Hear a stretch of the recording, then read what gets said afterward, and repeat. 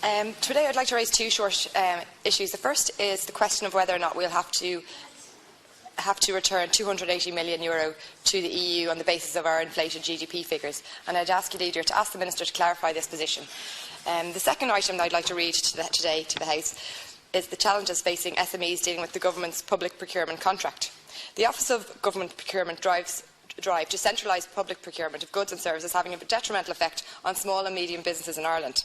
Essentially, despite some superficial changes to the rules in terms of turnover, most small businesses are not able to compete with the larger companies when it comes to the Government's public procurement strategy. I've had many small businesses onto me in the last few weeks who have a modest amount of staff, modest turnovers, and they are pleading with me for their future because they're not able to compete with these larger companies. We hear on a daily basis that SMEs are the lifeblood of our economy, yet these measures are hitting home as we speak and crippling small and local business, from legal services providers to stationery and sanitary suppliers. The problem is that many of the contracts put out to tender by the Government are too large, and the Government's advice to small businesses is to join together as a consortium in order to be able to compete for these contracts. And to ask a small company to go and join up with their competitor is grossly unfair.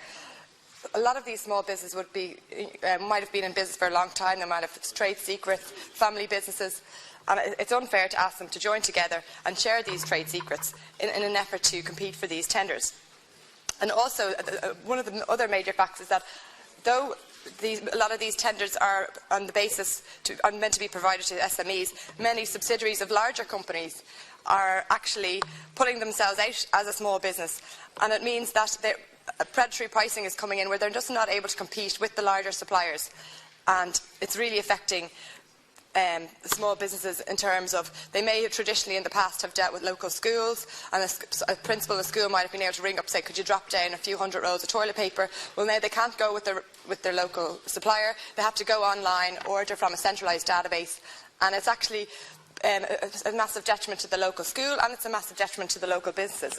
A lot of local businesses small businesses don't even have the confidence or the resources to apply for many of these larger tenders, and it's generally just very unfair. And I think we hear on a daily basis that SMEs are the lifeblood of our economy, yet if we don't protect them, we will have no economy, because any day any of these larger companies could pull out of Ireland and we'd be left with no industry.